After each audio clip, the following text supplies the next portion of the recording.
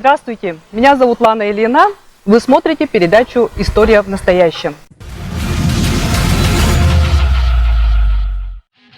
В последние годы в Якутии отмечается небывалый подъем темпов строительства. Так, с 2018 по 2022 годы введено в строй 2 миллиона 800 тысяч квадратных метров жилья. Более 490 тысяч квадратных метров аварийного жилья ликвидировано. Переселены в новые квартиры порядка 30 тысяч якутян. Строится активно не только жилье, но и социальные объекты. За этот период введено в строй 274 социальных объекта.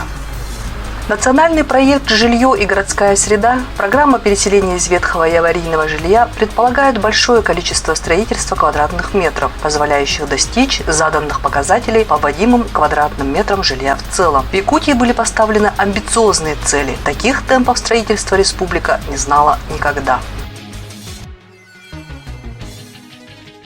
Сегодня мы находимся в квартале Звездном.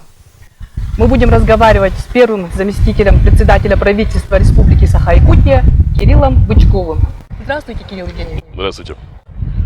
Расскажите, пожалуйста, как удается добиться таких результатов? Прежде всего, хотел бы отметить, что введением такого понятия, такой мегапрограммы по всей Российской Федерации, как национальные проекты, которые были инициированы президентом Российской Федерации Владимиром Владимировичем Путиным, начиная с 2019 года установлены четкие показатели и подкрепленные, конечно, федеральным финансированием по основным направлениям экономики. В том числе национальный проект «Жилье и городская среда» полагает большое количество квадратных метров строительства по новым программам, в частности, по переселению из ветхого аварийного жилья, по достижению показателей роста в целом вводимых квадратных метров по каждому региону. Ну и, конечно, для республики были поставлены самые амбициозные задачи. Таких темпов Якутия никогда не знала по строительству. По объемам текущего года скажу, что мы уже на 1 июня текущего года ввели почти 230 тысяч квадратных метров. Это на 20% больше, чем аналогичный период прошлого года. Соответственно, многоквартирных домов аж в 3 раза больше, чем соответствующий период. У нас в прошлом году достаточно много было по ИЖС. В этом году пропорция примерно 50 на 50. И к концу года мы должны достичь небывалого рубежа 650 тысяч квадратных метров, введенные в течение 2023 года. Я считаю, что это вполне реалистичная цифра. Наш строительный комплекс в целом готов к таким темпам, но повторяю, что это еще не предел. В следующем году у нас 700 тысяч, дальше 800, и мы должны выйти на 1 квадратный метр на человека в год. Это наша амбициозная задача, абсолютно выполнима с помощью, конечно, федеральной поддержки, ну и, конечно, для главы республики нашей Арсения Сергеевича Николаева стройка и обеспечение жильем жителей – это одна из приоритетнейших задач. Конечно, здесь с его стороны очень такой четкий постоянный контроль просматривается, и мы здесь, естественно, не можем ни в какой степени сократить или недовыполнить эти показатели. Это очень ответственная наша работа. Я считаю, что в целом мы с этим справляемся и надеемся, что все наши планы реализуются.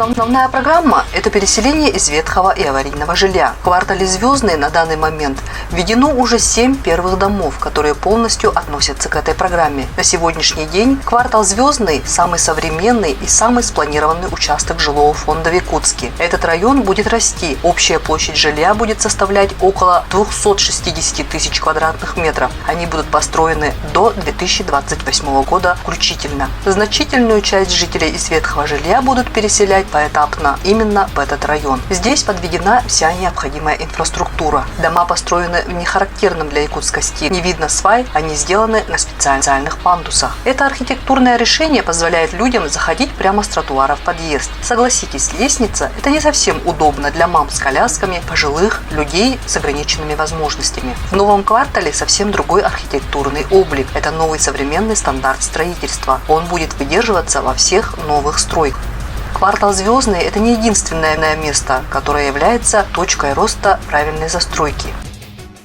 17-й квартал, который долгие годы являл собой такую городскую проблему, на самом деле самую большую проблему, порядка 170, по-моему, аварийных домов, из них только 11 вошло в программу переселения. И, кстати, из них все уже переселены, порядка 450 жителей уже переселены, кстати говоря, в том числе и в квартал Звездный. Дальше эта проблема будет решаться с помощью комплексного развития территорий. В рамках поручения главы республики правительством было подписано распоряжение о комплексном развитии территорий кварталов 2, 4, 17. Мы их объединили, и условное название имеет квартал спортивный. Там будет снесено 161 еще аварийный дом, которые не вошли в программу переселения в основной в нацпроект, но в рамках КРТ в достаточно большом объеме финансирования, около 12 миллиардов рублей, будет, соответственно, реализован, и мы уже можем сказать, что эти жители до конца 2030 года полностью 17-й квартал будет весь расселен, и на его месте появится суперсовременный квартал. Параллельно с жилищным строительством вводятся школы и больницы, детские сады, соцобъекты. Это неотъемлемая часть строительства, так как жильцы новых домов поведут детей в школы, сады. Так, сейчас в квартале Звездном строится школа, 2 детских сада, поликлиника. Основной тренд развития строительства – социальные объекты в привязке со строительством кварталов. Отдельно скажу, что, конечно, в республике никогда не реализовывалось такого количества социальных объектов. У нас ежегодно вводится около 100, наверное, только по таким основным программам. И могу сказать, что этот год, конечно, будет не исключением. Из крупных знаковых объектов мы вводим онкоцентр. До конца года он будет введен, оснащен самым современным оборудованием, несмотря на то, что, конечно, сейчас имеются очень существенные проблемы с поставками оснащения и оборудования из-за рубежа в связи с всеми нам известными санкциями. Но, несмотря на это, мы добьемся того, чтобы они были согласно всем проектным решениям на самом высоком уровне, не хуже, чем как раз кардиоцентр.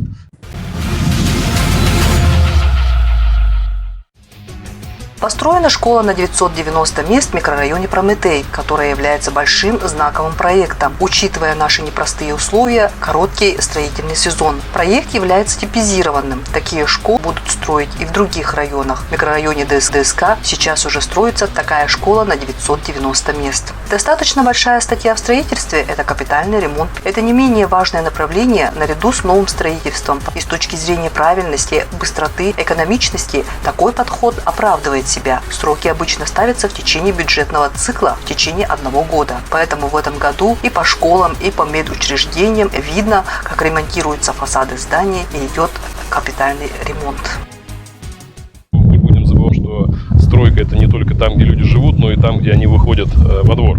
Вот. И дворы, и общественное пространство, этому уделяется огромное значение, причем огромную поддержку мы получили кроме нацпроекта «Жилье и городская среда», мы получили от полпреда президента на Дальнем Востоке Юрия Петровича Трутнева, вице-премьера Российской Федерации, в части программы «1000 дворов Дальнего Востока». Это отдельная программа, которая только для регионов Дальнего Востока была учреждена, и по этой программе в прошлом году мы вообще около миллиарда рублей совокупно с привлеченными средствами из федерального средства в эту программу вложили, и огромное количество дворов отремонтировали.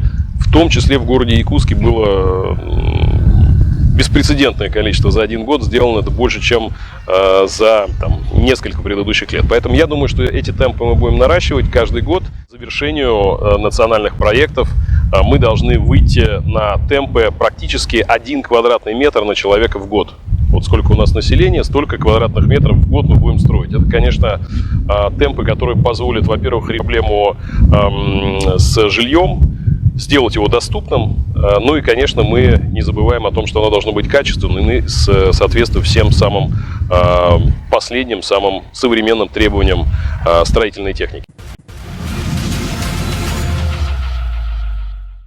На днях президент страны Владимир Путин сказал о том, что мост через Лену будет обязательно строиться. Мы знаем, что проект уже находится в активной реализации. Расскажите, пожалуйста. Действительно, 4 июля на встрече выпускников 5-го потока кадрового резерва РАНХИКС Владимир Владимирович спросил, как строится мост, И еще раз подтвердил, что мост, конечно, будет построен, и этому уделяется большое значение, большое внимание, и еще раз подчеркивает значимость этого проекта для всей страны, для Дальнего Востока. Это не только для нашей республики, это действительно в условиях нынешних геополитических, экономических новых условий, разворот на восток, и в целом для безопасности страны это является один из ключевых инфраструктурных проектов на Дальнем Востоке на сегодняшний день. Статус его на сегодняшний момент прохождения госэкспертизы по основному этапу. Напомню, что проект разделен на несколько этапов. Это первый подготовительный, второй основная русловая конструктивная часть, и третий это подходы к мосту с двух сторон дорожное полотно. По первому этапу мы уже полностью завершили в этом году. Это подготовка территории, вынос коммуникации, площадки. Второй этап у нас начнется сразу после выхода из экспертизы. Поддержка федеральная нами получена. В план пятилетней стратегии развития транспортной инфраструктуры мы вошли. Средства изначально там предусмотрены. Дальше у нас пойдет работа плановая согласно подписанному концессионному соглашению и той пропорции финансирования, которую мы обсуждали с федеральным центром.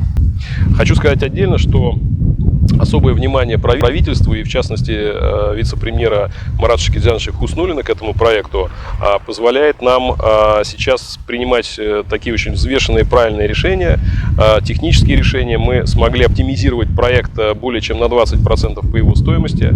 Работают крупнейшие проектные институты, и в целом есть все основания полагать, что к концу 2027 года русловая часть моста уже будет украшать Табагинскую протоку и реку Лена между двумя такими красивейшими, наверное, берегами, Табагинский мыс. Мы, конечно, постараемся, чтобы эта концепция, она была очень органично вписана в древние вот эти места. И, во-первых, село Табага тут же другую жизнь совершенно обретет, потому что это будет уже такой точкой роста, точкой развития. Представляете, что какой подъем будет и для населения, и для новых рабочих мест, для тех, кто сегодня там проживает. И мы, конечно, это впишем идеально, чтобы это было очень органично и комфортно для жителей сегодняшней Табаги.